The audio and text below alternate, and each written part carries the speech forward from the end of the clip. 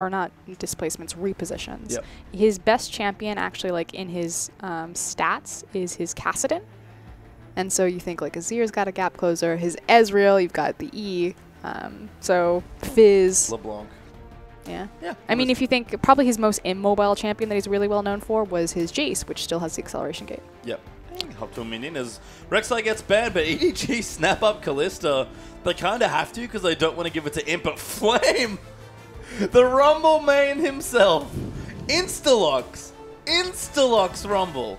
Now, of course, we say this facetiously because Yes. Acorn is the known Rumble player. That said, Flame has debuted a fantastic Rumble repetitively, which is why it's totally fine for Pastry to make that remark. Clearly been learning from older Acorn, but Flame's like, Rumble, yeah. Not a joke about how good it is. He actually has gotten quite really good at good. Rumble. Yeah. As Ekko is the pick there as well for LG, and this is a big pick. It might be GODV's champion. Important to note that he could certainly play it. It's in his range of champions. There are very few champions that are not. But if TBQ plays this from the jungle, I want to see a massive game from him. Like an absolutely titanic game. His Clearlove's already locked in Evelyn. And this is Clearlove's legacy champion. Yes. I'm not going to call it his signature champion. I'm going to call it his legacy champion. I mean, obviously had that, stunning game at MSI in that game 5, but has played this champion for a long time as Mako going to stick to comfort here as well, going to snap up Thresh for himself. The important thing to recognize when Clearlove ever picks up Evelyn, he doesn't have the best record. He has a far superior record on things like Nunu, for example, but he always plays Evelyn in important games. Again, the most obvious one and the most recent one was, of course, the MSI best of 5, 5th game against Faker's LeBlanc. He pulls out the Evelyn. But consistently, even at the World Championship, when it's an important game, when it matters, Clearlove goes to Evelyn. Yeah, and that's what he's got here in this game. Kalista up for Def, Mako here for Mako here with Thresh, sorry. EDG are not pulling any punches here in this game number 2. They already ran over LG in game number 1, but they want the 3 points here against the top team as Leona Graves is the LGD choice. Now, I know Imp has his Twitch skin, but in the LPL, I think of him as the Graves player because he's been the most successful AD carry at it, and it's just absurd, especially with GODV picking up Varus for kind of a few weeks there. He took the role of doing the sustain damage, and then Imp kind of balanced it out doing the burst damage with the likes of Graves. Yep. And, I mean, it suits GODV. He's played a lot of it. Sorry, Noah's there. Victor, Orianna, these sort of champions. Yep. And the Varus, the more recent one that you mentioned. So I like it a lot. Imp's Graves has been incredibly impressive. Not even just in summer, but in both splits of the LPL. All year long, he's looked strong. As EDG are trying to figure out what they want to take away here. Koro is a very strong Maokai player, so they are going to give it to him. It's a bit of a bad matchup for him, but Paul's going to have Twisted Fate, might be trying to influence some of these lanes. Likewise, I like the fact that because we still don't know if that Ekko is going to be a flex pick, and they naturally know that they're going to try to give a counter pick, if possible, to GODV in the mid lane from purple side. By taking Twisted Fate, you can't counter Clearlove. Because if you think back to the Unlimited Potential game, the reason why UP was able to defeat EDG is because they used the TF as a counter pick to Clearlove's Evelyn, because obviously the stealth means nothing against the Destiny. Yep, and Twisted Fate certainly has his fair share of counters, but it's just a good champion for EDG in the way they like to play, especially with, the teleport from Maokai and the pressure from Evelyn. So I like the lineup from EDG. Def going to have a lot of weight on his shoulders this game. You have to think with his Kalista, especially with Mako on Thresh. But the last pick is that Ezreal. GODV feels that the lane is farm heavy enough that he can now have his turn at the Runglaive champion. See if he finds a little bit more success. Now again, both of them will bring very strong wave clear. Yeah. And there's not a lot of threat also in the kind of the 1v1 individually against TF versus Ezreal, because I like to say that TF only takes, 3 abilities, or really just 2 abilities into the lane. One of them is going to be an ability that augments, every 4th auto attack with an empowered magic damage on it. But he takes his pick a card, he takes his wild card. Obviously, in a big 1v1 duel, you're not gonna be like, quick, let me press R and I'll. Yeah. I mean, in general, the ultimates in this mid lane aren't that high impact. But we'll go through the matchups here. Korra on the Maokai versus Flames Rumble. Might be a lane swap situation here for EDG. Clearlove, though, back on the Evelyn versus TBQ on Ekko. TBQ, you're absolutely right. He needs to have a titanic performance. Now, Ekko Jungle has a 75% win rate in China. See if the same goes for TBQ this time around. Nice reverse matchup in the mid there as well. Twisted Fate versus Ezreal this time, though. Ezreal for GODV. And Deft on Imp's big champion, Kalista versus Graves. But Mako on Thresh versus the PYL Leona Nice to see him getting aggressive. I want to see this 2v2 so badly. These are both high kill pressure, high impact lanes. I mean, the burst damage that can come out of Graves proccing Leona ultimate versus the absolute skill cap that Thresh Kalista are going to bring out. Well, we'll see what lanes we do, guys. We're going to get onto the rift for our final game of the night.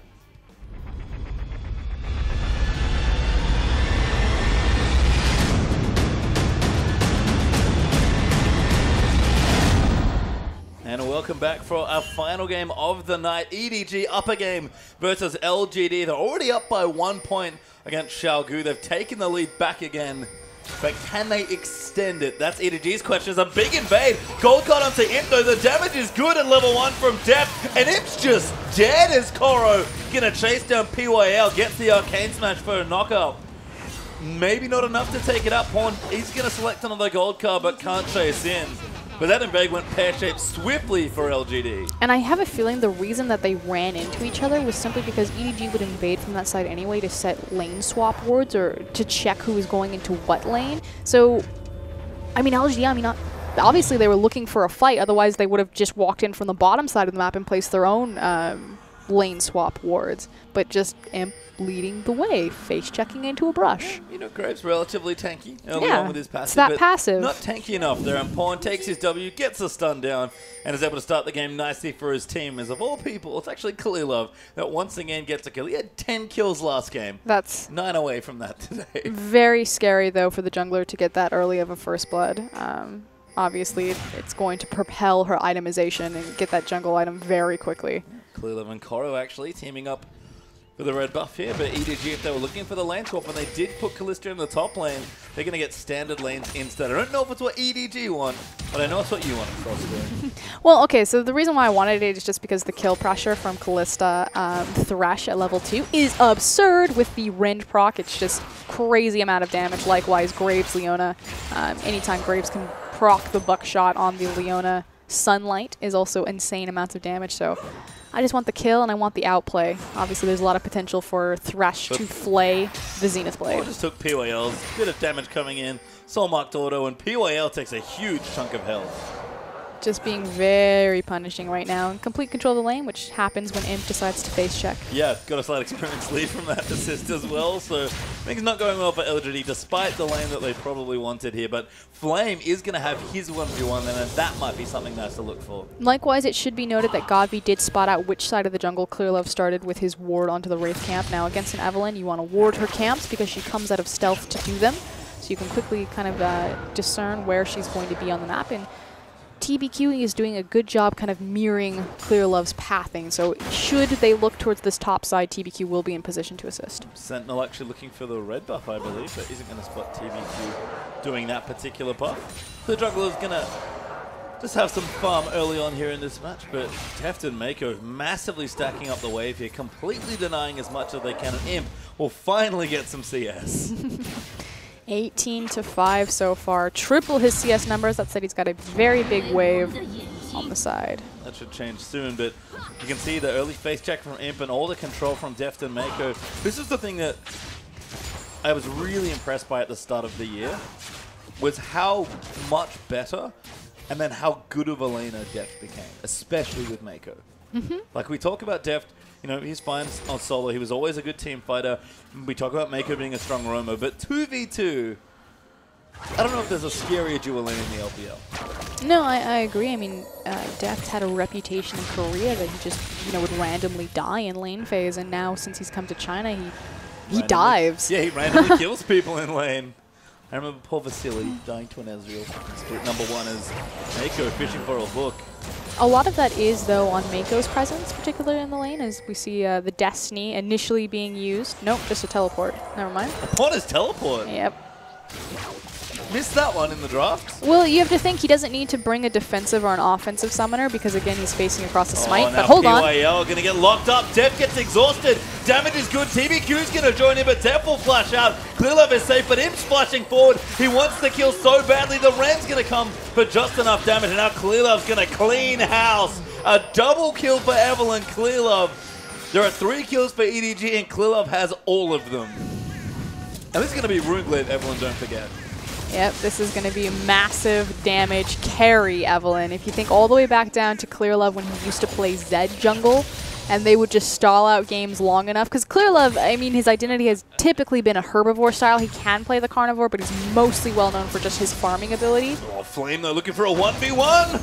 Gonna bring it back. Koro struggling in the matchup, keeping up in CS, but Flame's damage has to be respected. To be very fair to Koro, this matchup was discovered very well in favor. Hold on. Oh, gank there from TBQ and PYL. Pawn locked up. Taste of his own medicine from game one as TBQ collects the kill. Just the oppressive reach that Ekko has on the mid lane with the parallel convergence, being able to throw that from that side brush. Yeah, and Leona's range not bad either. Means that Pawn was probably never getting away from that. Just days of CC. This Koro will collect what farm he can. Trying to keep up in the matchup is tricky, but not impossible. Other than that, it's just been a bit of farming across the board. EDG, though, with the early kills, do still have 1,000 gold lead. The thing, though, is that it's all in the jungle. Yeah, Clearlove, though, now going to try and make a difference. Koro gets the lock-up Flame. He's silenced there after the overheat. Can't flash just yet. Very well timed as TBQ joins back in. Good ult there from GODV, but it's not enough damage. A bit of a mechanical misstep from Flame right there. He initially burned his flash as Koro was in the animation for his Twisted Advance. So the Twisted Advance carried through and followed the flash. If he had waited for the CC to chain against him and then flashed over, probably still would have died, but would have been much closer. Yeah. Clearlove's going to collect another assist for himself. Koro actually going to get a leg up in the lane. I like where Clearlove's putting his pressure into that bottom lane there, trying to help Koro through that tough time. You can see GODV's gone back as well, but it's no early Sheen, unfortunately for him. One assist means that he has to go for that Trailblazer. Koro looking now. I was going to say his teleport's not up, but he pinged top lane and he was sitting in base. He was just waiting for an item. I'm curious if they're not actually going to swap back and look for superior dragon control. So really just trying to, or prioritizing Kallista's farm now, unlike other AD carries. Oh my god, Mako flash forward, the Destiny's down as well. Imp knows he's dead at this point, then lock up PYL. First kill comes through, Hook lands in. PYL with a good Zenith Blade to disengage, but he gets played out and Pawn gets the second. I was going to say prioritizing the farm for Callista to find that 2-item power spike, but instead the Destiny is burned top. And it is an easy 2 kills for EDG. LGD, though, do ping the dragon, so have options now to maybe go down there, but Mako, Pawn's already back. Sorry, he actually has his teleport coming up relatively soon as well. And all Imp can do is take his Avarice Blade and go back begrudgingly to his top lane. No play for LGD to make on the map. That's level 6. Ulti down into Flame. Koro coming in, the Runeglaive damage is fairly strong, throws down the smite for a slow. Koro looking to dive, goes in, good ultimate from Flame, but it's not enough as Clearlove tanked perfectly, although Koro just gonna live. That was best case scenario for Flame, trying to play that as well as he could. So the reason why Flame was pathing to the side of the tower is because he was trying to put himself in a choke point and use the terrain of the tower and the wall to set a perfect equalizer, which is why he was almost able to trade 1-for-1 in that 1v2. So good attempt from Flame, fantastic pressure from Clearlove. Yeah, instead Clearlove gets involved in his 5th kill of the game. As Pawn's getting ganked again here. TBQ pops down the convergence. Pawn able to walk out of it though. Does have a quick Sheen here for Pawn, so going for the very aggressive quick Lich Bane.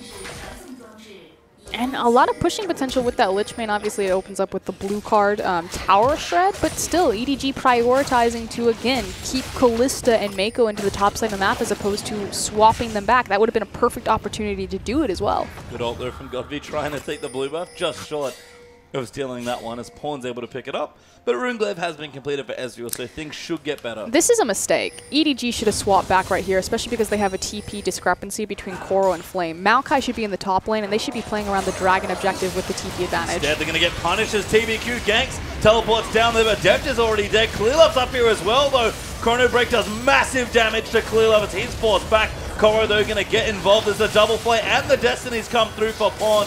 He actually teleported in as Imp's looking for the other kill, but Clearlove takes him out. But it's just 1 kill, might be a tower as well. EDG commit hard top lane. Yeah, what was a macro error does turn out to be okay because they burn the teleport to the top side, managed to pick up the kills on LGD, effectively over-committing to a team fight. That said, possibly going to trade mid-tier tower for top-tier tower.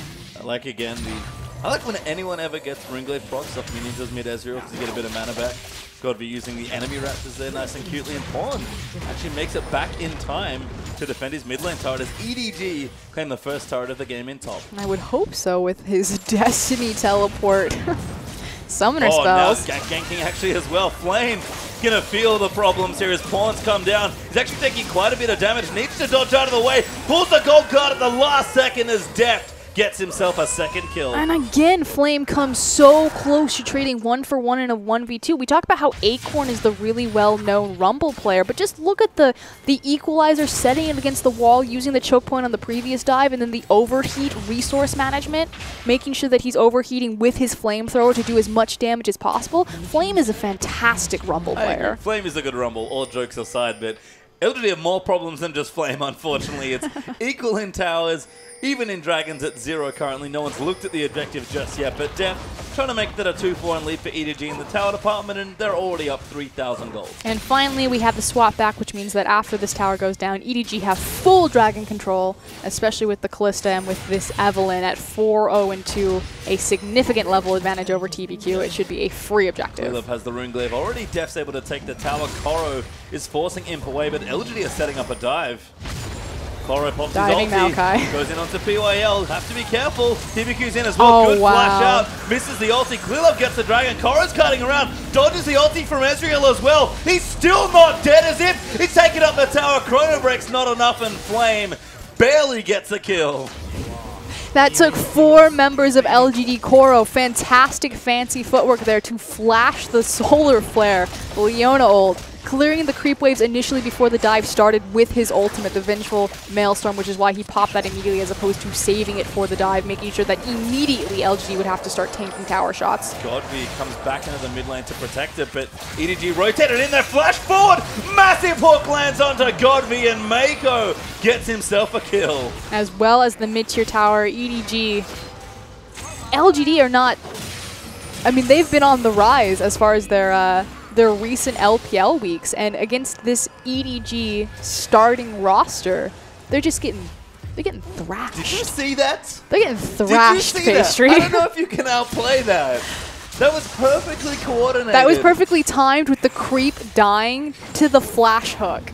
I would like to remind everyone listening that Pawn and Mako are actually do not speak the same first language. That is Korean and Chinese, and they're communicating in English. Yeah. And that's more than enough for that gank. With one of the highest skill cap duos in the game, Callista Thresh. Think about all of the mechanics of what you can do with those two champions together with the Fate's Call and Lantern work alone. I mean, they haven't needed it yet. Mako's just been roaming again here as GODV will get himself a blue buff. Pawn, though, getting closer and closer to that Lich Bane. And EDG can look for another tower. They need the mid tower, but as soon as they break that outer line, Twisted Fate, who's already having a run of this map with cooldown upgraded Home Guard boots before his first major items completed. As well as the CDR with the Wisp. Yep. Gonna have an even better run of this game. Pretty much he's an ult bot with a Sheen proc. And that's all you need, to be honest. Yeah. I mean, we talked about Pawn's style being very roam heavy, very utility focused. Hard to see why, as GODV barely lives that hook.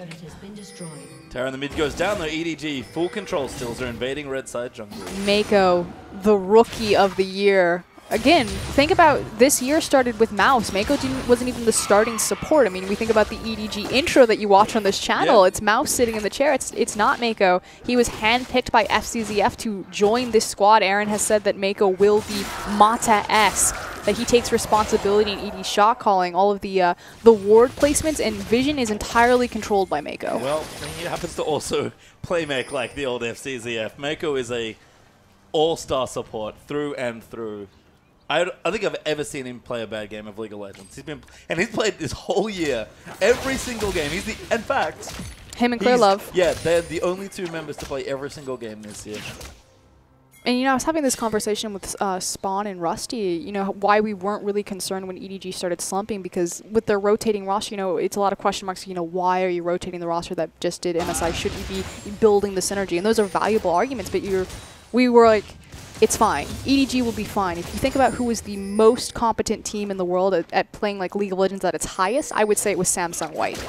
Yep. I mean, obviously they didn't have the longest run, but the team broke up after they won the Season 4 World Championship. Who were the best players on Samsung White? Dandy and Mata. The jungler and the support role made up the best team in the world. And EDG, I think their best players, or their strongest core players, are their jungler and their support.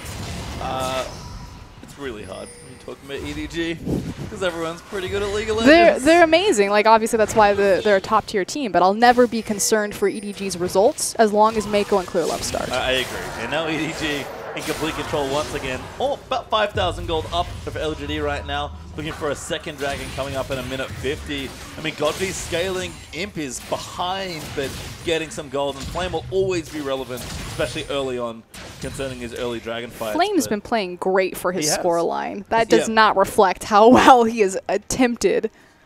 But Clearlove's insanely far ahead. Or Grave going for tanky. Pawn has a Lich Bane. Deft almost has 2 items. He's got a Bloodthirster and half of his rune and Hurricane. Power Spike of Callista.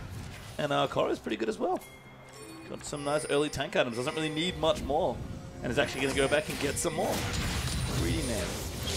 Dragon spawning in 1 minute 15 seconds. That will be the next point of contention, which is why you see EDG invading over into this side of the map, placing deep wards. Korra also realizes he has more time before Dragon comes back up. He does have his teleport as well, so he's actually going to wait and buy an item. I have to assume he's got Righteous Glory very close to finish, but Korra's going to go back and finish a major item here, and LGD are going to have close to 0 chance of contesting this Dragon. Yeah, and likewise, Koro, like you said, has the Home Guard boots available as well, so his 2 major resistance items, the Spectre's Cowl as well as the Glacial Shroud, so he's ready for the big 5v5. He's got his armor, he's got his MR, and he's got his flanking potential. Yep. Power of Maokai. Always good early on. Pretty much, you get almost a 1-item power spike, I feel like, with Maokai. You know, you get your early tank items, you get your Righteous Glory. Because you get free stats on his ult. It's not bad. Which coincidentally also makes him good in the late game. Imagine how that works. Well, Gromp gonna get stolen, I think.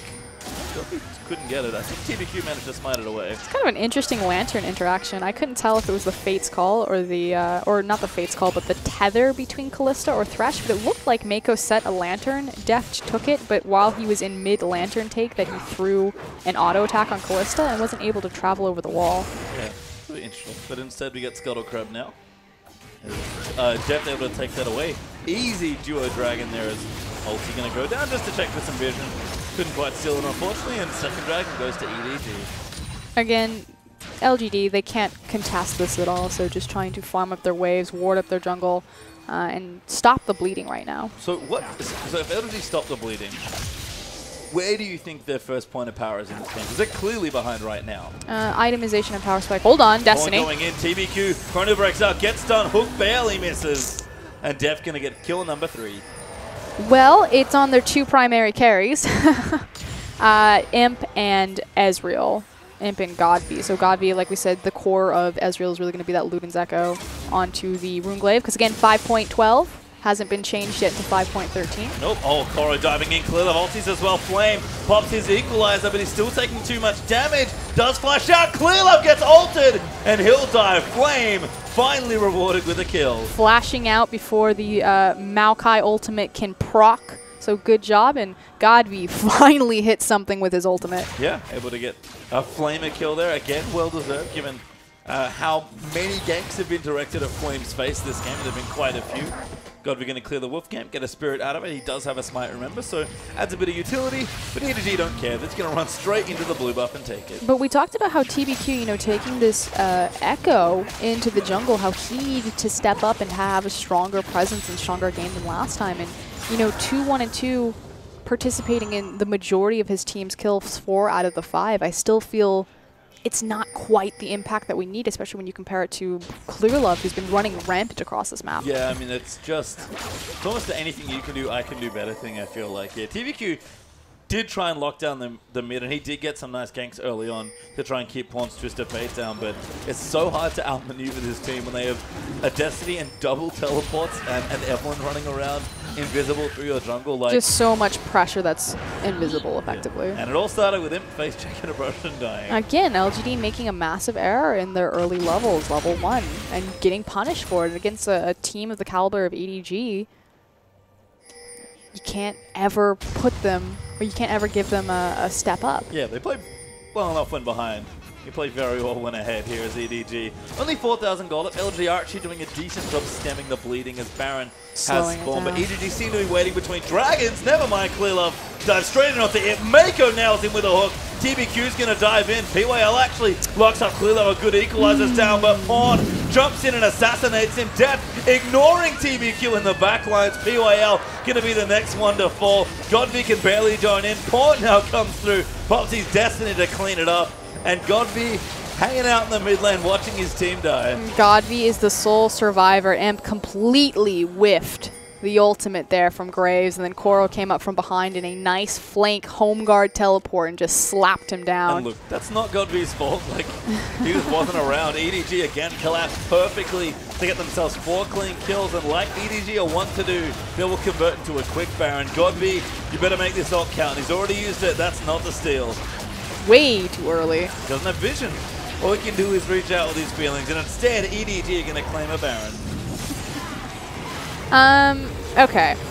From here, the next most important objective for EDG is going to be that second tier, mid-tier tower, as well as the bottom tier tower, because obviously if you're able to get the mid inhibitor, obviously that's going to give you the most passive control over the map. And then you want the bottom inhibitor, because if the Baron comes back up, you want to play with the different pressure points across map. So curious how EDG are going to prep and set up around that. We do see that Koro is prepping the bottom wave. Doesn't have the teleport available, but likewise, they want to make a pick, siege this mid-tier tower, and then rotate bottom to a wave that Koro has waiting. Do what EDG elect to do, but Koro certainly seems to be starting that up. Pawn, they're going to take his blue buff. He's going to need to see large rod, so building probably a death cap or maybe a zonies, depending on how he's feeling or what he wants to do in this team. Def, though, has got his Ruinous Hurricane and the QSS completed already, so he is past the 2-item power spike. He's just going full power mode right now. Yep, and EDG are doing a bit of a reversal here, so they're going to go ahead and grab this bottom tier tower, and in the mid lane, Clearlove has prepped the mid wave, so they can quickly now rotate to mid. He's nice and tanky. Got his Rune Glaive for some early damage, but not overcommitting there. It's not the Trinity Force you've seen a couple times from Clearlove. Instead, TBQ is going to eat a hook, and EDG going to keep applying pressure as Pawn, with his ultimate's actually going to go top to clear that out. It's actually one of the few times that Mako hasn't gone Moby into Ruby Sightstone. You see that he does this commonly, he doesn't ever upgrade his shield, his Targons, he just has it for the lane phase procs, but typically he goes Mobies into Ruby and is just about, you know, staying in the rift or, yeah, staying in the field as long as possible and just kind of moving with his team and setting up flank wards. Instead, going for a quick Mikhails here to make sure Deft is okay, but between a QSS and Mikhails and the rest of EDG collapsing, LGD going to have a tough time just killing Clearlove at this point, let alone Deft and his Callista as 6 towers about to fall. Pawn working on this next one. Did go for the Zhonya's, so expect even more Pawn tier dives. But now, where do they go from here? So a quick, easy 3 outer towers. That was adorable. Lanterns out Pawn and the tower goes down. That was great. That was cute. Pawn deck stack there as well. Might be looking for a pick, but EDG is going to walk back to this third dragon. LGD is so far behind. In fact, they're already 10,000 gold behind. It's not a good place to be. No, it's not. I'm not saying it's over for us, Kieran, but it is looking good for EDG to take the 2-0. It's been a while since they've gotten a 2-0. Yeah, surprisingly. Like, again. And Xiaogu were thinking, today is our day. Yep, finally. They were ahead. They had a 20-minute window where they were finally on top. They all took a picture backstage. But EDG currently tied to the standings, looking to make that. He's going to extend that lead here over Xiaogu finally. I find it funny that the EDG are making their mark after, because they've been experimenting the rotating roster. Obviously, they've had some injury problems. 1-1-1-1-1 for all of these weeks. You know, you had a couple dropped games with WE as well as Unlimited Potential, and now against LGD, they're like, nope. Yep. I mean, train stops here. Both teams are fielding their full roster here. Yep. Nice to see the team showing respect and playing power with power, but EDG definitely got the better of them in game 1 and have an absolutely ridiculous lead in game number 2. And again, LGD can make comebacks here. They are a good team fighting team. They are good late game, but they've been run around the Rift, I feel like all series long, but especially in this game with Pawn's Twisted Fate. And it's just so unexpected to see LGD get outmaneuvered. Oh my god, Imp's getting crushed as Pawn pops his zombies. The rest of his team comes in. Pawn flashes out instead of taking the lance, and Koro might be tanking a little too much damage as TBQ is looking for something. Equalizer goes down. GODV going to pop his ulti, but it doesn't quite connect. PYL gets picked out there by Mako, who's still tanking in the front lines. Pawn around the back finds him there for the kill, and EDG, that is too far ahead. TBQ is dead as well. GODV's the only one left as a triple kill comes in for Def. GODV going to get chased down here. Heal there for Def, gets the slow from the render. Max range, chases him down for the Eigth, and EDG hits the rend, gets the slow, uses the Q to catch back up with the red buff, and pops Ezreal right there. And LG were actually, that was the best case scenario for them as far as a team fight. They were in a perfect equalizer position. It actually did a bunch of damage when Flame finally put it on the ground, but you said it during the team fight. They're just too far behind. Yeah, and I mean, a hard hole to crawl back out of as LGD now lose their middle inhibitor as well. Pawn looking for something. Gold card. Yeah, it's Grump. He wants the wave. He does want the wave. It's pretty delicious. Gonna go and get it here. About to hit a Rabadon as well. In case his damage wasn't enough. Yeah, red cuts the wave down. Clears it up. Loaded dice, helping out with some extra gold. Almost level 16. Pawn's Twisted Fate is unlike any other, and it's just wonderful to watch. He's like assassinating people. I just feel like Clearlove's having flashbacks right now. Yes. Did play with Messiah for a very long time. Pawn's Twisted Fate is very different from Messiah's, though. Yes. Not quite as... Messiah was not quite as YOLO. I feel like Pawn is always going to prioritize skirmish. Not that he can't team fight. Pawn has a great team fight, but his skirmish potential and his ability to draw pressure around the map is just exquisite. Yeah. Whereas Messiah is very, well, was very heavily focused on like his 5v5 engagements and terrain usage. Setting up ganks with Clearlove. Yeah. And she Salmay at the time. That was a long time back. Even FCZF, who again played very similarly to Mako. So I like that we've got the Twisted Fate Thresh action here for EDG and their modern day incarnation. But that was the thing I really noticed about Pawn last year actually when he won World Championship. It was just his dueling and skirmish potential, his understanding of cooldowns and like intricacies of teamfights and positioning, and his general game awareness in any fight was always great to watch. And I feel like that's one of the reasons he's translated so well into China. Yeah, I completely agree. It's important to note lane phase isn't a time frame for EDG, it's a tool. Yep. They go to the lanes for a very specific reason. I have a theory that a lot of teams, you know, if you take away, you see a lot of games kind of stall out in the mid game just because teams are trying to figure out, you know, how do we siege the second tier rotation of towers. Like lane phase is very structured for teams. Where do we go? We go into the lanes. But why are you in the lanes? It's the easiest source of gold on the map. But EDG, they'll quickly open up and start roaming around doing these crazy 3-man ganks because it's just a tool. They know where they can get the most gold as efficiently and effectively as possible. They also put their pressure in the right places. Like they ganked for mid lane because that was the problem for Pawn in game 1. Because he, you know, had a playing Ezreal. Like Jamie doesn't do anything in lane early on, really. And then they gank for top lane because they have the teleport destiny, so they know that not only did they have the TP advantage on the bottom side of the map, but they could get all 5 members up there, whereas best case scenario, LGD are getting 3. The other lane they ganked was bottom lane, because that's a problem matchup for Koro. Like, and Mako especially. He got the wolf. Oh, nice. Always puts the pressure in the right spot. That wolf almost canceled that back there. That moment when you Ezreal ult for the big wolf. That's where LGD are. Wolf, GODV needs the gold. Can't really blame him here in this game. As EDG, by the way, they have Baron again. By the way. Sorry. Distracted by a history lesson there as Def gets a couple nice pot shots there onto the tower. Thresh keeping him safe in the seat. Clearlove there as well. Koro pushing bottom. Pawn doing what he wants. Ready to join at a moment's notice with just his destiny. Teleport, applying not quite back yet. Baron in all 3 lanes. Sounds good. Super minions down the mid here as well. Pretty scary stuff. It's going to eat some harass. I know LGD need to find some way to stop this siege, but I don't know if there is one. And again, LGD find themselves in a position where you're effectively praying for the other team to misplay versus making your own superior play. EDG make very few, if any, mistakes in games of League of Legends. Bottom tower falls as Pawn and his Lichbane and that Death Cap are able to break it. EDG just going to break them in all 3 places in the base, completely shatter them here in this game. Here comes now the engage. They have to go. Def QSS is out, gets eaten by the ultimate. Now Pawn going to come in, Clearlove taking damage. Pawn's going to get massacred as he pops the Zhonya's and Koro going to fend them off now. TBQ getting low. Pawn stuns Imp. Imp will get the kill, but that's maybe all LGD get in this game is EDG. 4 for 1. Deft is leaping across the map to complete the ace. And EDG in dominant fashion take out LGD. LGD saw the window for the team fight. They knew they knew that they had the advantage. That was the one chance that they had. They go all in on the numbers advantage. Unfortunately, it's just too far gone. No, LGD made the right play there at that point in the game. But best play they could have made. EDG did so much in that series here.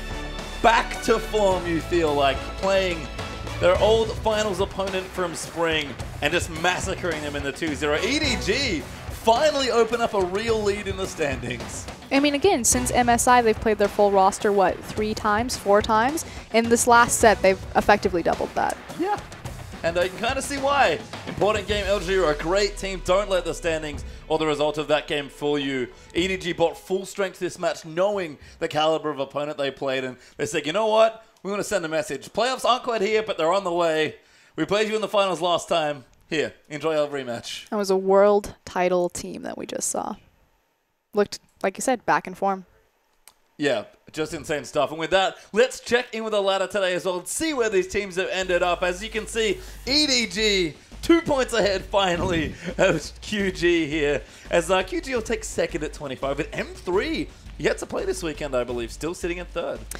Big concern point, though, is the fact that LGD are now tied for 7th for EDG Gaming, as well as there's also a tie for 3rd place. Now, remember, the top 8 teams make it into the playoffs. Now, LGD historically have been known to kind of fumble around in the LPL playoffs before they reseed themselves, the LPL season before they reseat themselves in the LPL playoffs, but they are coming dangerously close to dropping out. And again, there aren't that many weeks left. We're well and truly more than halfway through the season. As here's your 4 teams currently out of playoff contention, but I believe 17 points is tied for 7th right now, 7th and 8th effectively.